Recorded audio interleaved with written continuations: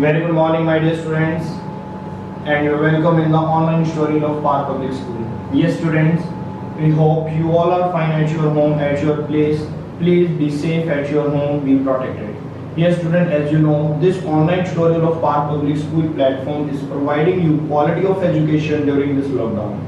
And students, in this video, in this lecture, you will cover each and every concept related to the CBSE as well as the competition. Okay, student, if you have not subscribed this channel, to kindly subscribe this channel first of all, and then let's come and start today's lecture. Yes, student, please come with full of energy and full of concentration for today's lecture, and please sit straight on your chair and open your notebook and maintain your notebook properly and write your notes neat and clean. Yes, student, let's start today's lecture. Yes, now today we will study centripetal force in case of four wheelers. जो हमारे four wheelers होंगे उनको centripetal force कहां से मिलेगा? तो answer है, ध्यान से देखिएगा बेटा, कल भी मैंने बताया था सेंट्रीपिटल फोर्स तुम दो फोर्सेस से ले सकते हो। कौन कौन से दो फोर्सेस से ले सकते हो? एक है वेट, वेट का मतलब नॉर्मल रिएक्शन भी बोल देते हैं,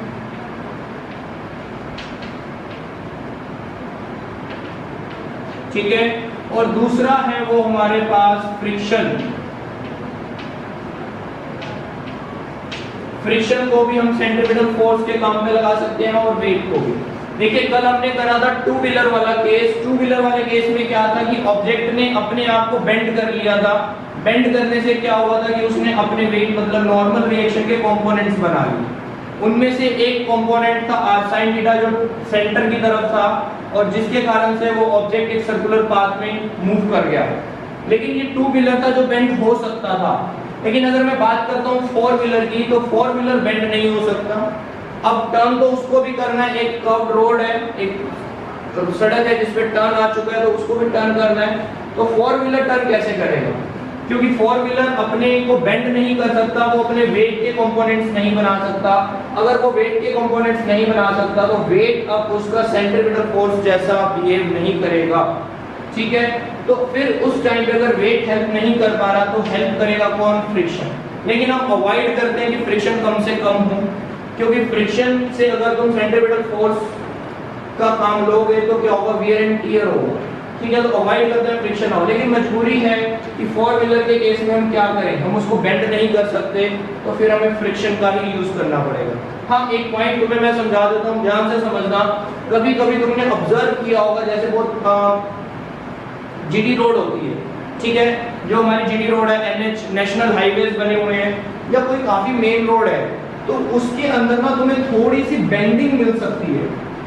थोड़ी सी वो सड़क एक साइड से उठी हुई हो सकती है। कभी तुमने जीटी रोड पे ऑब्जर्व किया होगा कि बसेस जो चल रही हैं वो थोड़ा सा टेढ़ा होके चल रही हैं, ठीक है, थोड़ी सी एक साइड ऊपर एक साइड नीचे है। बसेस की एक साइड, ट्रक्स की एक साइड ऊपर एक साइड नीचे है, गाड़ियों की एक साइड ऊपर एक साइड नीचे है। क्यों? वो रोड ही कुछ ऐसी डिजाइन करी हुई है कि उसका एक किनारा थोड़ा सा ऊपर कर दिया और एक किनारा थोड़ा सा नीचे कर दिया। कभी ऑब्जर्व किया है? अगर ऐसा कुछ ऑब्जर्व किया तो यस और नो करो, फिर मैं बताता हूं कि ऐसा क्यों होता है, ठीक है। तो ऐसा क्यों होता है कि वो सड़क एक साइड से क्यों उठा देते हैं हम थोड़ी सी? वो इसलिए उठा देते हैं क्योंकि फोर व्हीलर क्या है, फोर व्हीलर वैसे तो बेंड कर नहीं सकता अपने आप को जैसे टू व्हीलर बेंड कर लेता है, तो हम सड़क को ही थोड़ा सा उठा देते हैं कि फोर व्हीलर्स के वेट के भी कुछ वेट के तो कंपोनेंट बने, मतलब वेट भी हेल्प करे उसको सेंट्रीपिटल फोर्स देने के लिए। फ्रिक्शन तो देखो फोर व्हीलर में हेल्प कर ही रहा है, ठीक है, फ्रिक्शन की हेल्प लेकर तो तुम मुड़ ही रहे हो, टर्न कर ही रहे हो फोर व्हीलर में। लेकिन अगर कहीं से तुम्हारी सड़क ने भी तुम्हारी हेल्प कर दी, मतलब सड़क एक साइड से ऊपर है, तो उसमें क्या होगा कि तुम्हारा जो ऑब्जेक्ट है वो सीधा ना होके बेंड हो गया। लेकिन है तो सड़क पर, ऐसे बेंड नहीं हुआ जैसे टू व्हीलर बेंड हुआ था, ठीक है। वो ऐसे बेंड नहीं कर सकता कि अपने दो टायर ऊपर उठा ले, दो टायरों पे चलने लग गए, नहीं। लेकिन हाँ, अगर तुम सड़क को ही थोड़ा सा एक साइड से ऊपर कर दोगे तो डेफिनेटली कि उसके क्या होंगे, नॉर्मल जो रिएक्शन है तो उसके कंपोनेंट्स बनने शुरू हो जाएंगे, ठीक है। अगर नॉर्मल रिएक्शन के मतलब वेट के कंपोनेंट बन गए तो डेट मीन अब वेट भी उसको हेल्प कर रहा है सेंट्रीपिटल फोर्स देने में, तो इसकी हेल्प कम हो जाएगी। मतलब फ्रिक्शन फोर्स हेल्प तो कर रहा होगा लेकिन 100% रोल नहीं रहेगा, क्योंकि कुछ रोल अब इसका भी शुरू हो जाएगा। तो जितना हम कर सकते हैं फ्रिक्शन को कम कर देते हैं, मतलब फ्रिक्शन का यूज कम करते हैं। तो फ्रिक्शन का यूज कम करने से हमारा वियर एंड टियर बच जाता है। अब ये वाला जो टॉपिक है बेटा, ये वाला टॉपिक हम कल करेंगे, ठीक है।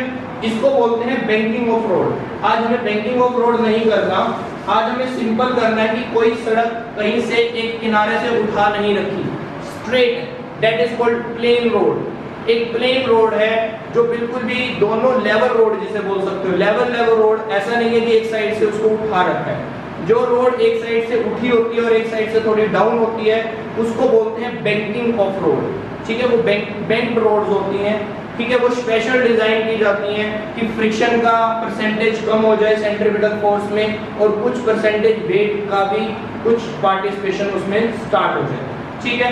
तो मेरे ख्याल से तुम्हें वो कंसेप्ट थोड़ा सा क्लियर हुआ होगा कि बैंकिंग ऑफ रोड क्यों किया जाता है, ठीक है। चलिए अब बात करते हैं फोर व्हीलर को प्लेन रोड के ऊपर एक नॉर्मल सरफेस के ऊपर टर्न करना है तो फ्रिक्शन उसकी हेल्प कैसे करेगा। कल हमने देखा था कि bending of cycles, two wheeler bend करके अपने आप को कैसे टर्न करता है, उसकी हेल्प कर रहा था वेट। आज देखते हैं फ्रिक्शन कैसे हेल्प करेगा। तो let's start our topic. Notes तुम्हें मिलेंगे लिंक में। बस ये छोटी सी डेरिवेशन है, इस छोटी सी डेरिवेशन को समझना पड़ेगा, ठीक है। बस आज का यही टॉपिक रहेगा, छोटी सी डेरिवेशन करेंगे आज। तो लेट्स सी बेटा, उसकी ऊपर ना इस डेरिवेशन के ऊपर, डेरिवेशन को करने से पहले कुछ स्टोरीज ही लिखी हुई है। स्टोरी बहुत इंपॉर्टेंट है, उसको एज इट इज लर्न करना। मैंने अपनी लैंग्वेज में लिखी है, कोई बुकिश लैंग्वेज नहीं है पहली बात तो, ठीक है। वो जब तुम नोट्स डाउनलोड करोगे लिंक में जाके तो तुम्हें दिखेगा वहाँ पे ये जो टर्न कर रहे हैं फोर व्हीलर का जो टर्निंग है, इसमें एक मैंने कहानी लिखी हुई है। मैं उस कहानी को हिंदी में बता रहा हूँ, उसको समझा रहा हूँ, लेकिन लिखा उसमें हुआ है, वहां से देख के तुम लिख लोगे। और उसको लिखना भी है, अगर पेपर में क्वेश्चन आ रहा है तो वो कहानी तुम्हें लिखनी पड़ेगी, उसके बाद वो डेरिवेशन करनी पड़ेगी, ठीक है। चलिए कहानी को शुरू करते हैं। सबसे पहले एक सड़क बनाते हैं, ये एक टर्न रोड बनाते हैं, बट ये रोड प्लेन है, बैंकिंग नहीं है, इसमें लेवल रोड है, प्लेन रोड है, ठीक है।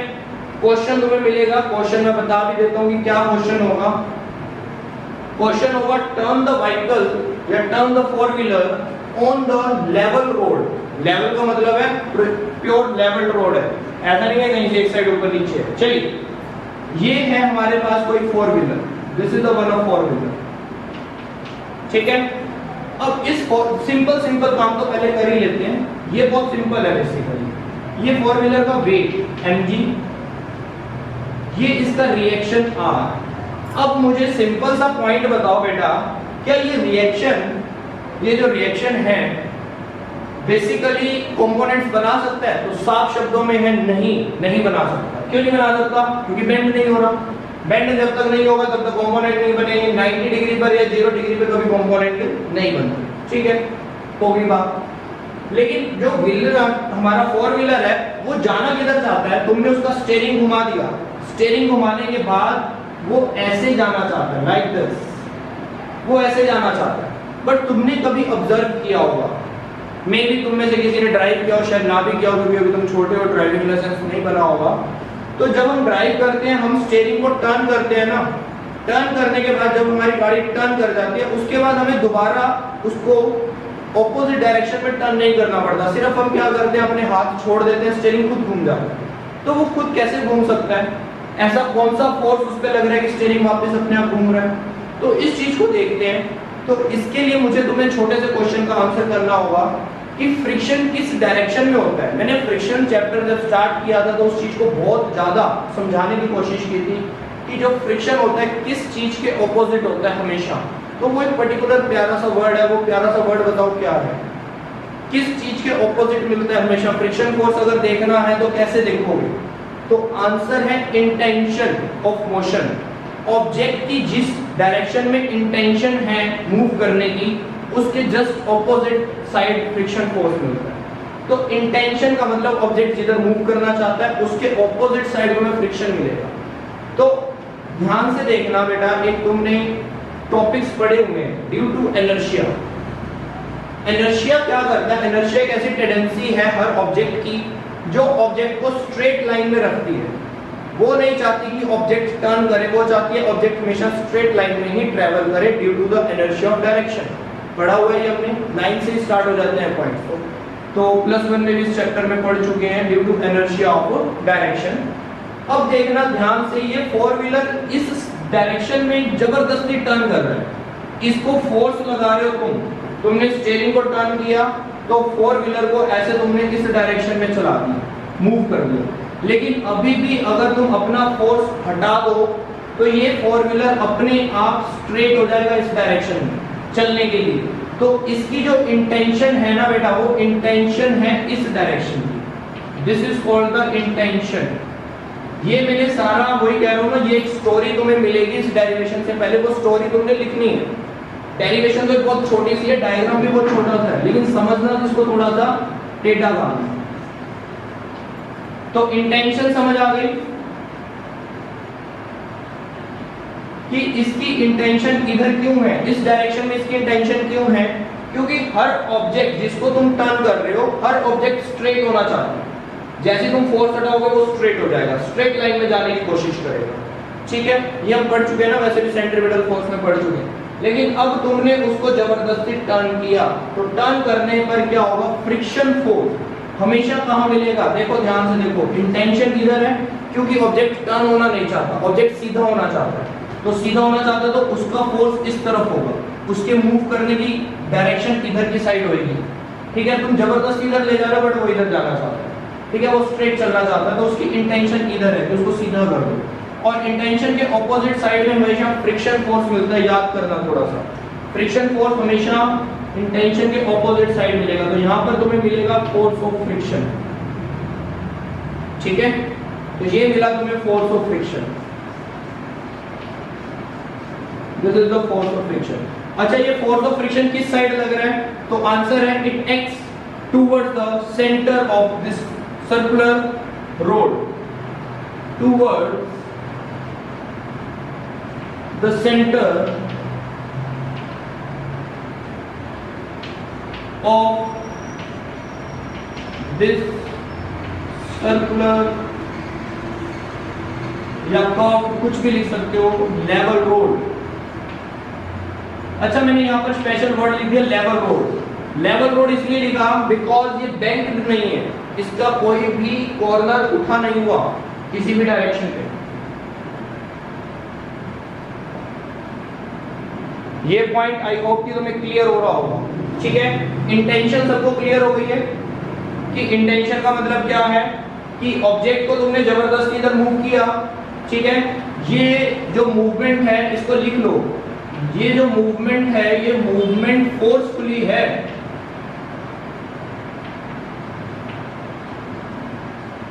फोर्सफुली मूवमेंट है ये वाली। ठीक है, ये अपनी मर्जी से इधर नहीं जा रहा, ये अपनी मर्जी से तो इधर जाना चाहता है। इसकी इंटेंशन, ये वाली जो मूवमेंट है ये इंटेंशन मूवमेंट है, this is known as the intentionally movement. ठीक है, इसलिए इसकी इंटेंशन है इस डायरेक्शन, और इंटेंशन के ऑपोजिट होता है फ्रिक्शन, और फ्रिक्शन मिला तुम्हें टुवर्ड्स द सेंटर।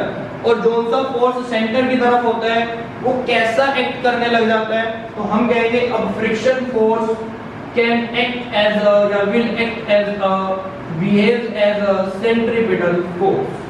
तो आई होप कि तुम्हें ये पॉइंट क्लियर हो गया होगा। कोई डाउट है तो बेटा जल्दी से मैसेज करके पूछ लो। बाकी डेरिवेशन बहुत छोटी सी है, देखो डायग्राम इसका कितना छोटा सा है।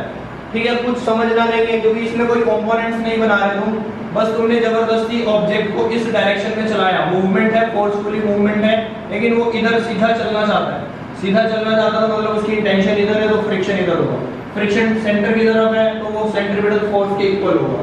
तो अब यहाँ पर हम लाइन लिख देते हैं, in case of in this case या फिर in case of the four wheelers, in this case friction will behave like a या friction will act as a centripetal force।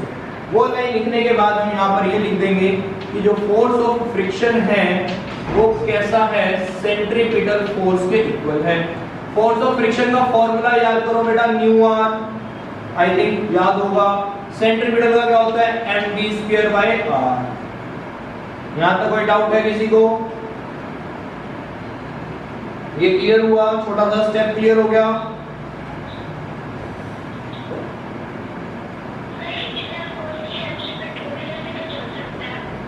क्या बेटा? बिल्कुल चल सकता है, टू व्हीलर भी चल सकता है, लेकिन फिर स्लिप होने का डर होगा। क्यों? क्योंकि इंटेंशन इधर होती है, तुम ऐसे मूव करने की कोशिश करोगे, इंटेंशन इधर होगी, वो इंटेंशन के कारण तुम स्किड हो सकते हो। तो कई बार तुमने देखा होगा अपने आप तुम बेंड हो जाते हो, ठीक है। अगर तुम स्ट्रेट मूव होने की कोशिश करोगे तो तुम्हें बहुत फोर्स लगाना पड़ेगा, फ्रिक्शन को संभालना तो भी पड़ेगा। फोर व्हीलर में तो क्या है, तुम अंदर बैठे हुए हो, ठीक है, वो स्किड नहीं होगा क्योंकि इंटेंशन ऑपोजिट खींचती है ना। अगर उसने ऑपोजिट खींच लिया तो तुम स्लिप हो जाओगे, स्लिप हो जाएगा तुम्हारा टू व्हीलर। तो इसलिए उसमें सेफ होता है कि वेट को तुम बेंड करो, ठीक है। तो फोर व्हीलर में तो हम सेफ हैं, अंदर बैठे हुए हैं, कोई प्रॉब्लम नहीं आएगी। तो अब बात करते हैं बेटा r की। अगर मैं वैल्यू देखता हूं तो r है mg के इक्वल, तो यहां लिख लेते हैं but r is equal to mg। ये मिलेंगे, नोट्स मिलेंगे, डोंट वरी। हाँ, डायग्राम बना लो क्योंकि नोट्स में आई थिंक मैंने ये नहीं लिखा हुआ, मूवमेंट है फोर्सफुली, कुछ चीजें रफली बना लिया करोगे। अगर इसमें एक्स्ट्रा है तो तुम एडजस्ट कर लेना, ठीक है। कुछ अपने रफ नोट्स में से एक्स्ट्रा पॉइंट्स लिख लेना, और जो नोट्स मिल रहे हैं वो तो है ही है, मिक्स करके तुम एक अपने बढ़िया से नोट्स बना लो। ओके, चलिए, तो ये पॉइंट हो गया, r is equal to mg हो गया।